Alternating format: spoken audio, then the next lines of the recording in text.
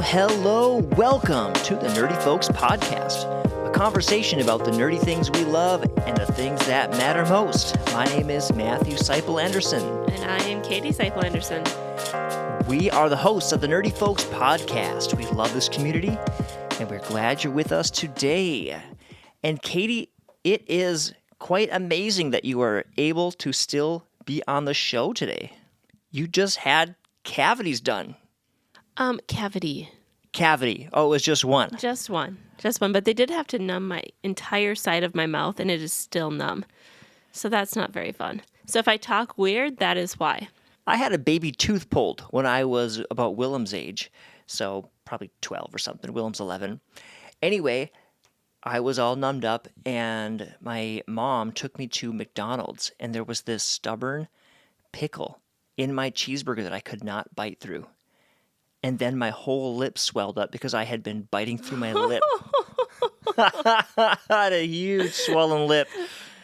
Well, that just says that I should probably wait a little bit longer to eat. I can handle it. Well, on today's episode... Wait, I just have to say, it's been 8 years since I've been to the dentist, which I'm not proud of. It's important to go to the dentist. But it's been a long time since I've been to the dentist, but I only had one cavity. One cavity is one cavity too many, but still. Good job. Not as bad as I thought it was going to be. Good job. That deserves a round of applause. Well, on today's episode, we're talking about Madam Web just a little bit, and we're talking about team-ups. So we're going to mention the Sinister Six, the Thunderbolts, Fantastic Four, and maybe even how teams can make your life better. So strap in. It's an exciting episode. You're not going to want to miss 1 minute of it.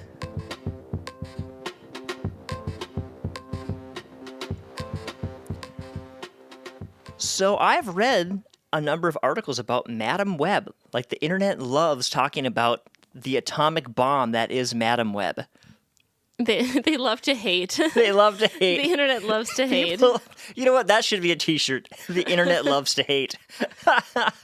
Oh, man. There was a post on X, the social media formerly known as Twitter. And everyone always has to say that. Right. People say X, the social media formerly known as Twitter. It's what, when you read articles, it's what they say. So this person had taken a little illegal video while they were in the theater, because there's a scene in Madam Web where one of the microphones accidentally went into the scene and they didn't catch it.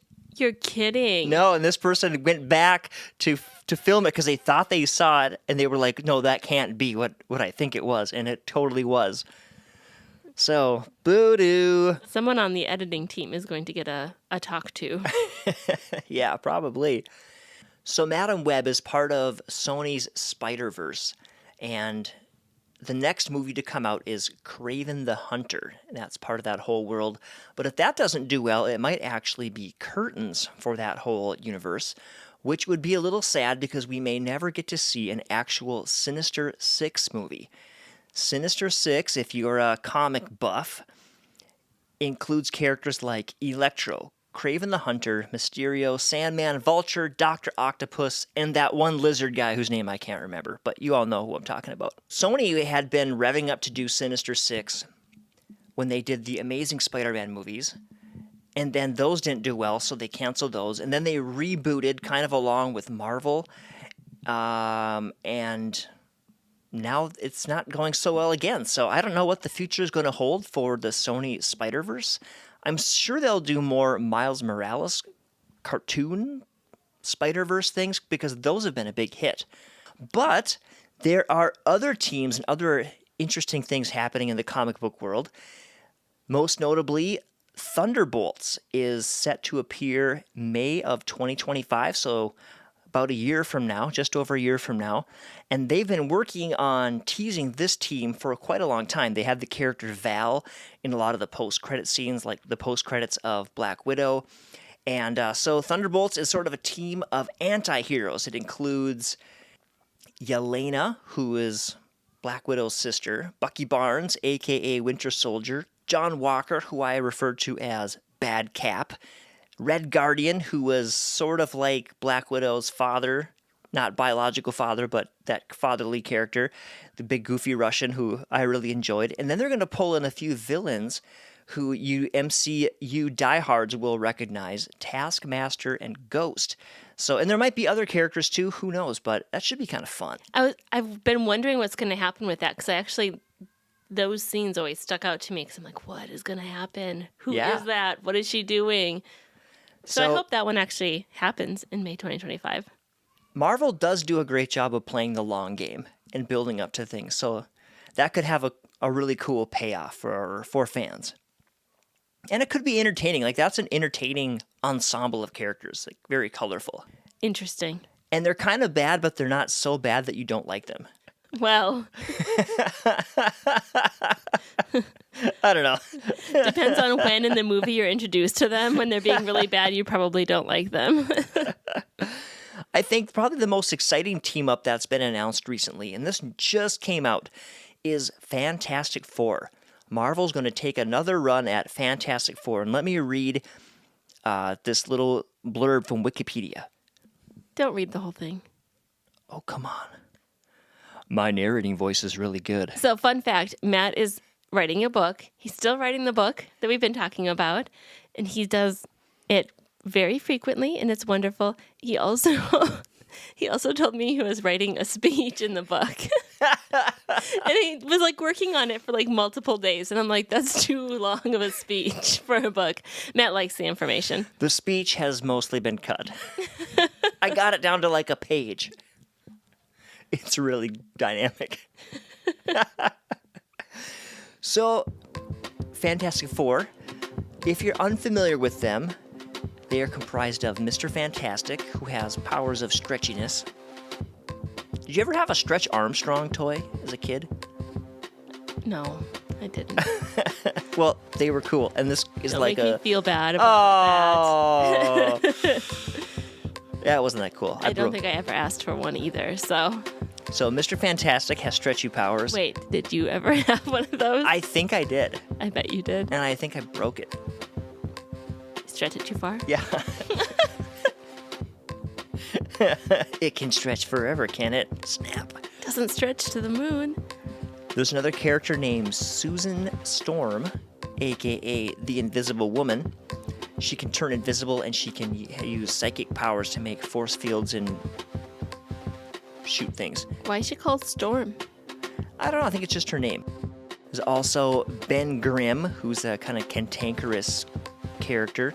He has super strength, and he gets like this rocky exterior on his skin. So he becomes like a big hulking, kind of a Hulk type character.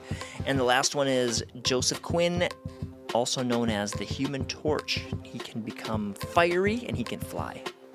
Could be a fiery flying flame.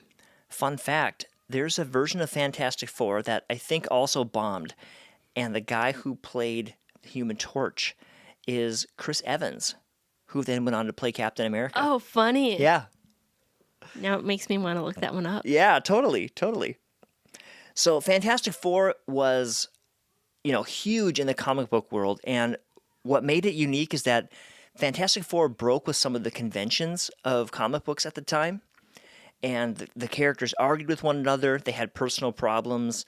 They had an interesting group dynamic, which was different than the sort of perfect Superman-type superheroes that came before them.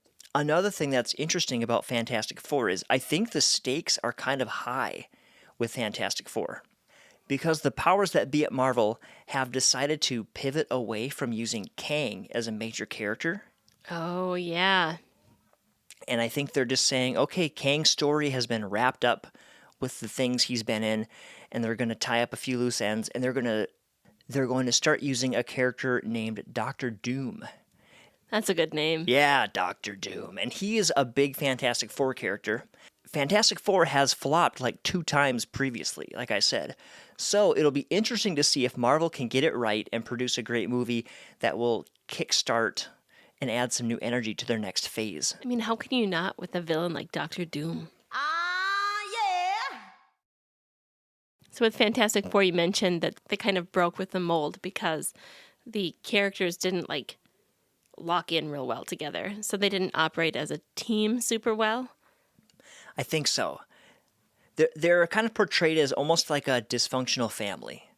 Like they do work together, but they also have conflict between them.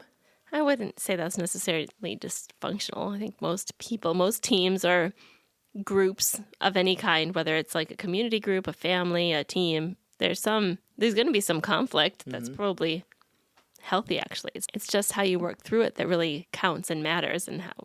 That's actually a really good practical point, because I think sometimes in life we shy away from relationships because we're scared of conflict.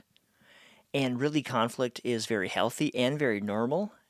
And learning to deal with conflict and work through things is a huge skill in life. I think one of the big things for working through conflict in any relationship, whether it's a team relationship or an individual relationship, is to kind of keep the big picture, the end goal, the important things in mind, because you can really drill down into the little things like you annoy me because of this, or you didn't do that, or you should have done this. And a lot of that stuff needs to be addressed, but it can be addressed much healthier and much more respectfully if you keep the big picture in mind. Conflict can really be uncomfortable, but it's also worth it, because I think that you can go so much farther, do so much more, and accomplish so much, and just be a healthier person yourself when you have solid relationships and teams, whether it's for work or for community things or for your own individual life. It's good to have that team. And it reminds me of a scripture, Ecclesiastes 4:12, that says, "Though one may be overpowered, two can defend themselves. A cord of 3 strands is not quickly broken." So when you really kind of work together and you can work through the differences and you have that bigger picture of we're all working towards the same goal, we care about each other, we're all working towards the same goal, it can really make it so that everyone can stand a little stronger and more can get done. That's great. That's great advice. Makes me think of how I can build more relationships into my own life, and how much more I could accomplish when I'm working with other people. I tend to be someone who likes to work alone a lot. And, I want to go off into the forest and create something and then come back out and have everyone just admire me. But that never works very well. Working with other people definitely produces better results. There's definitely a balance to it. Some of us like to work with people kind of all the time, and some people are much better situated to kind of retreat and come up with some ideas and do things and then come back. But I still think that team dynamics will look different, will act different. They're going to be different. Your work team is going to be different than your home team or your family life versus your friend team, your friends that are supportive of you, or if you're involved in some community or nonprofit or something that you really feel passionate about, that team dynamic is going to be different. But team dynamics can be very different in how you operate, but still, I think it makes us stronger when we can operate as a team and have that community. So to sum up what you're saying, keeping your eye on the big picture, figuring out yourself and how you can plug into a team and work with other people in a way that fits who you are, and then being willing to step into the mess of teamwork, that's how you can go farther and do more and be happier. I think so. Cool. Of course, you have to be in the right team. If you find you're in a toxic team or you have relationships that are actually bringing you down and you can't seem to work things out, or someone's not willing, well, then it might be time to look for a different team environment. But if you find the team you're joining is called the Sinister Six, you might want to think about it. Do not join that team. That might not be the right team for you.